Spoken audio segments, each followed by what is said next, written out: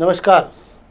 आज शनिवार है और आज हम कार्यक्रम बनाते नहीं हैं, पर आज चूँकि 24 घंटे में राजनीतिक घटनाक्रम इतना तेज हुआ इंदौर में कि हमें लगा कि आज आपको पूरी जानकारी के साथ इस कार्यक्रम को बताया जाना चाहिए।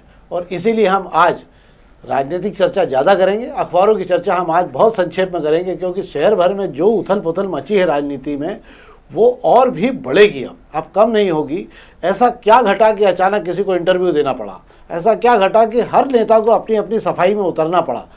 इस पूरी कहानी के पीछे बहुत लंबी कहानी है। ये पूरा भूचाल दिल्ली तक गया हुआ है और दिल्ली से जो चिंगारी और आग बढ़ना शुरू हुई उसके पहले सब ने अपने अपने हाथ बचाना इस राजनीति में शुरू कर दिए।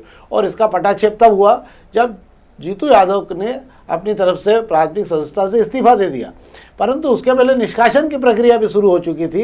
पर ये दोनों काम हैं, हम इसकी चर्चा करेंगे राजनीति पर। सबसे पहले हम चर्चा करते हैं आज आपके साथ अखबारों की, जो हम संक्षेप में ही करेंगे। आज हमारे बहुत ज़्यादा खबरें आज है नहीं, तो हम सबसे पहले प्रभात खंड की चर्चा शुरू करते हैं। शेखर जी, आज आईओसी के पेट्रोल पंप को चार्ज हो सकेंगी गाड़ियाँ, जो बैटरी चार्जर है उनके लिए है। कोर्ट के बाहर गाड़ियाँ खड़ी ना होने दें, उसको लेकर जिला जज ने चिट्ठी लिखी है पुलिस विभाग को कि बाहर बेतरतीब गाड़ियाँ खड़ी रहती है। और पूरब की बयार ने बढ़ा दिया पारा। पर हम जिस खबर में चर्चा करना चाहते हैं वो एक बहुत भी चर्चा है और अच्छी खबर भी है, वो कि नेहरू पार स्विमिंग पूल जो है इसको वापस नए सिरे से तरण पुष्कर को सुधारा जाएगा। 4 करोड़ रुपए खर्च होंगे।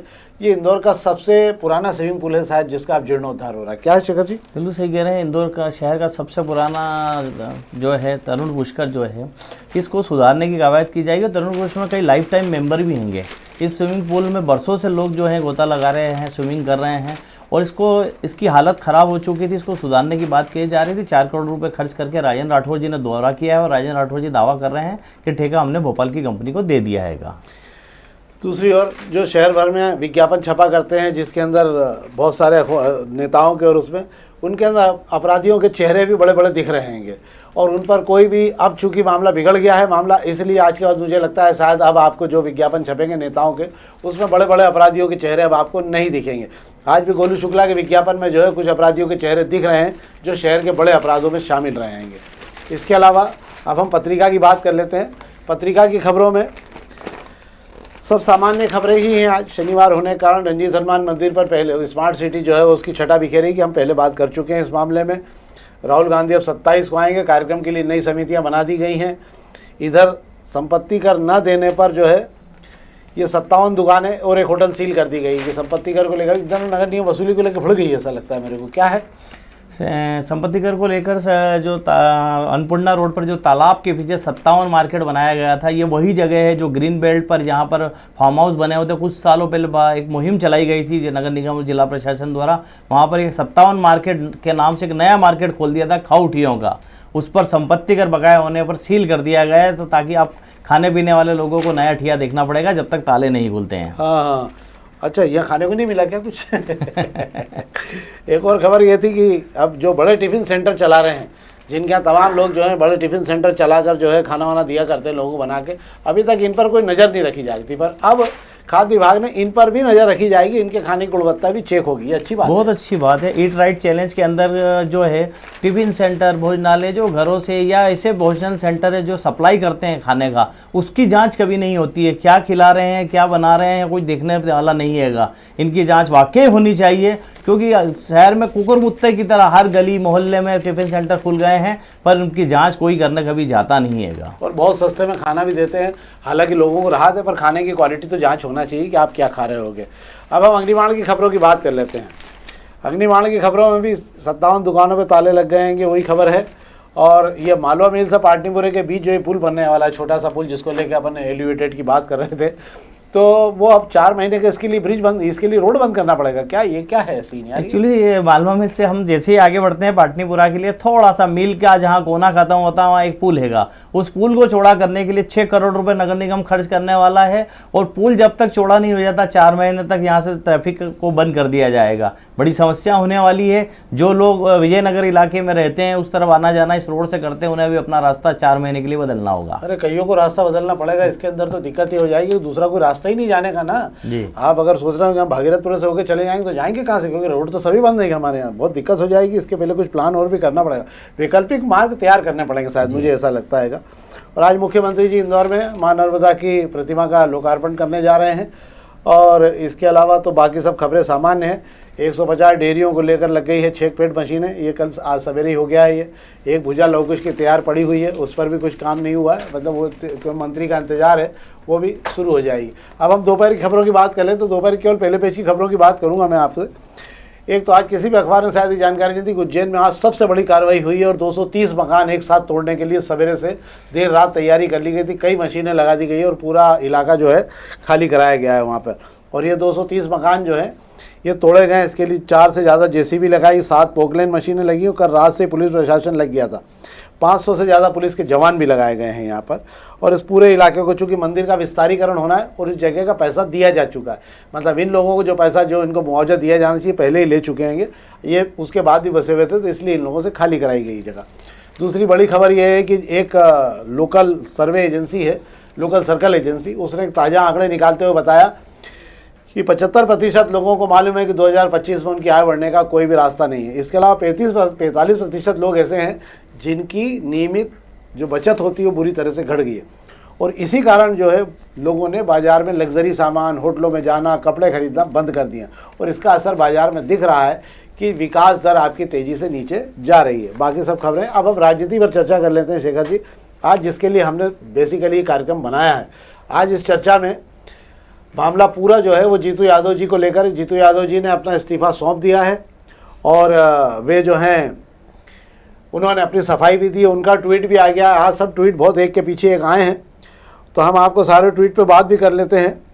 जिन लोगों ने हमको ट्वीट भेजे हैं, हमने जो ट्वीट एकत्र किए हैं अलग अलग जगह से और जो कुछ लोगों ने हमें भेजे हैं तो वो भी हम आपको बता देते हैंगे, जिसके अंदर बहुत सारी जानकारियाँ हैं।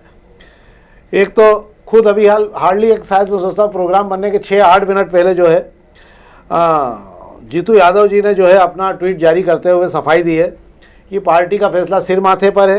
पर उन्होंने नीचे की 2 लाइनें आपको बता देता हूँ जो उन्होंने कहा, पर सच के सूरज को झूठ का कोहरा ना छुपा सकता है और ना छुपा पाएगा। और उन्होंने अपनी सफाई देते हुए बहुत कुछ लिखा है कि जो भी हुआ है वो बहुत दुखद हुआ है, इसमें मेरा नाम घसीटा गया, ये और भी दुखद है। जानने वाले लोग मुझे जानते हैं कि मुझ पर लगाया एक भी आरोप जो है सच की दहलीज पर सही नहीं निकला हैगा। और उन्होंने कहा है किसी को भड़काए नहीं, और भी बहुत सारी बातें उन्होंने कही है जो इसमें हैं।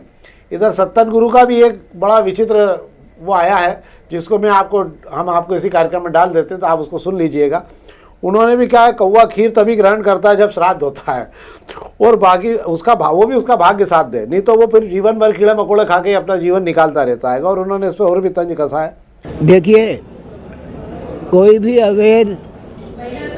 अवैधानिक नीति नियमों की उपेक्षा करने वाली गतिविधि कभी भी सराहनीय नहीं है, निंदनीय है। और ये जो गतिविधियाँ ये सराहनीय है ही नहीं, निंदनीय है। पार्टी क्या हमेशा से सर्वदा सब काल से ही उस पर रोक है, लेकिन करें क्या है? जो कौवे को खीर खांड दे हो तो वो श्राद्ध में ही ग्रहण करता है, सिर्फ वो भी आपके भाग्य हो तो है, नहीं तो उसे तो वही कीड़े मकोड़े और वो गंदगी पसंद होती है।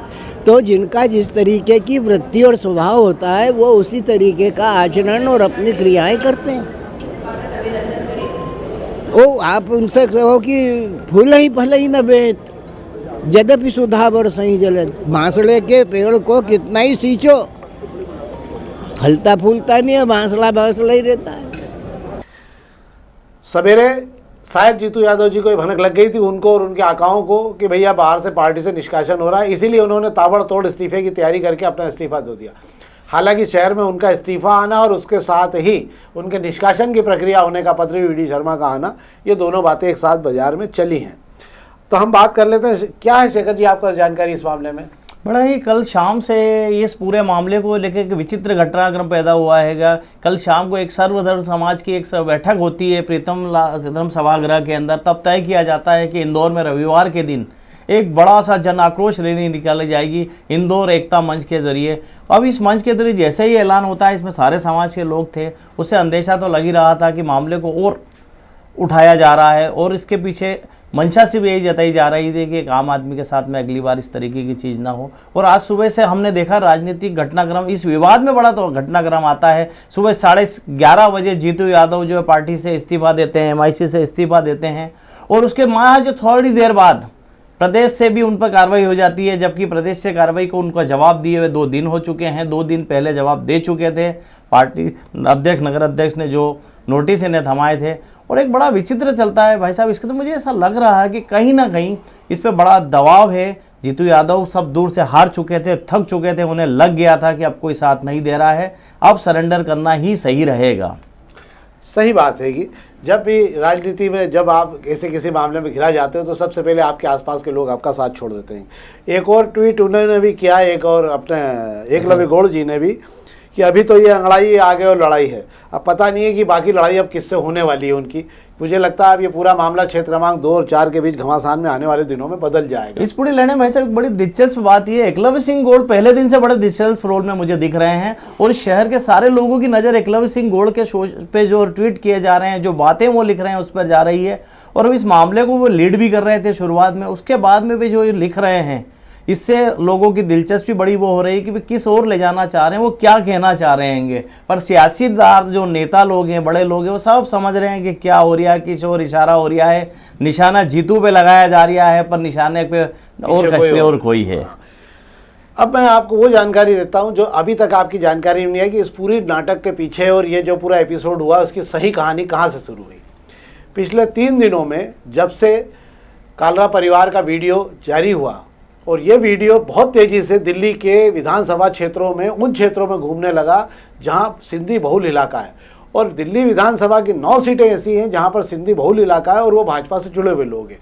इस वीडियो के जाने के बाद उन क्षेत्रों में बड़ी उथल पुथल मचने लगी कि भाजपा के ही लोग सिंधियों के साथ कैसा बर्ताव कर रहे हैं।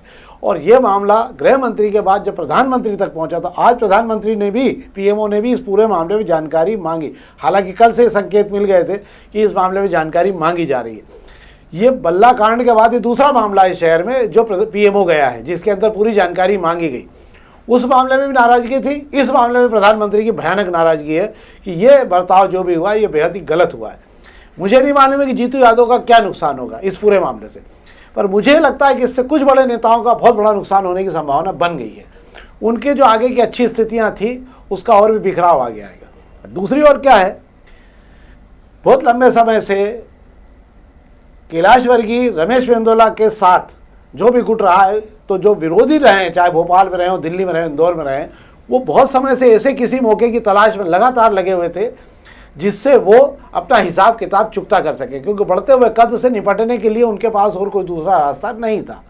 इस पूरे मामले पे पहले दिन से एपिसोड पर रमेश मेंदोला ने चुप्पी साध रखी है।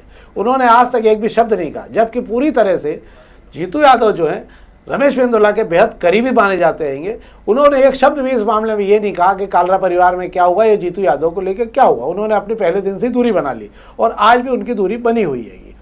पर कैलाश वर्गीय को लेकर चूँकि उनका कद ज़्यादा हो चुका है, इसलिए तमाम विरोधी जो हैं इसकी आड़ से लेके जो आपने कहा कि निशाना कहीं और लगाया जा रहेगा, इस निशाने को लेकर अब ये राजनीति जो है अब बड़े नेताओं के बीच बस गई है। जीतू यादव तो परिसर से बाहर हो जाएंगे, पर जीतू यादव के खिलाफ भी आपराधिक मुकदमा दर्ज करने की तैयारी की जा रही है इस पूरे मामले में षड्यंत्र रचने की, और ये प्रक्रिया भी 2-1 दिन में पूरी हो जाएगी जो हमारे संकेत बता रहे हैं। पर ये लड़ाई अब थमेगी नहीं, ये लड़ाई अब दिल्ली और भोपाल के दरवाजे तक लंबे समय चलेगी और साफ सफाई के दौर भी चलते रहेंगे। क्या है? बिल्कुल आप सही कह रहे हैं भाई साहब कि लड़ाई जो है, असल लड़ाई तो अब शुरू हुई है और इसके सियासी मायने बड़े रखते हैं और ये भोपाल दिल्ली तक चलेगी और बड़े नेताओं भी इसमें इन्वॉल्व रहेंगे। जिस तरीके से हमने देखा था कि जीतू यादव और कमलेश आलरा के बीच में जो विवाद उठा, रोज नए ऑडियो क्लिप आ रहे हैं, वीडियो क्लिप आ रहे हैं, पर बड़े नेता चुप्पी मुंह बंद करके बैठे हुए थे। उससे लगता है कि कहीं ना कहीं सब चाहते थे कि इस विवाद को बढ़ाया जाए, ये विवाद बढ़ाया जाए।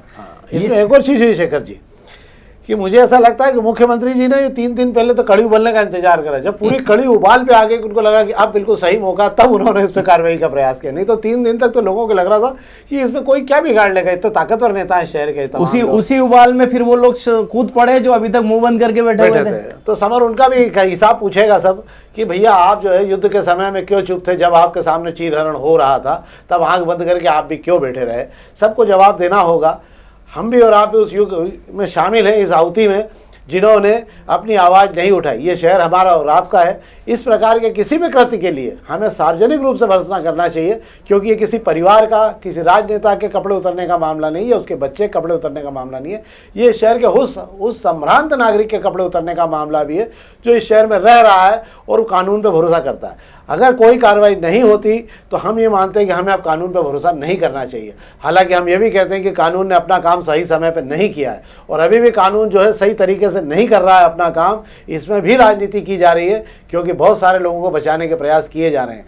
मुझे ऐसा लगता है किसी के खिलाफ कुछ भी हो, किसी के सम्मान का मामला है, सख्त से सख्त कार्रवाई होना चाहिए। क्या शेखर? बिल्कुल सही कह रहे हैं आप, बिल्कुल सही कह रहे हैं। तो आज तो ये हमारे एपिसोड में विशेष रूप से आप लोगों के लिए बनाया है। आपका स्नेह हमें यथावत मिलता रहता है। हम 50 एपिसोड के करीब पहुंच चुके हैं। 1 या 2 एपिसोड बनाने के बाद 50 एपिसोड हमारे पूरे हो जाएंगे। इस कार्यक्रम को देखने वालों की संख्या हज़ारों में हमारे पास पहुंची है। व्यूवर्स हमारे 29 लाख के करीब पहुंच गए हैं। ये सब आपके प्यार और स्नेह से ही संभव हुआ है। हम फिर चाहेंगे कि हम बेहतर कार्यक्रम बना के आपको दें। कृपया अधिक से अधिक लोगों तक इस कार्यक्रम को पहुँचाएँ ताकि हम और बेहतर तरीके से आपको कार्यक्रम दे सकें। बहुत बहुत धन्यवाद।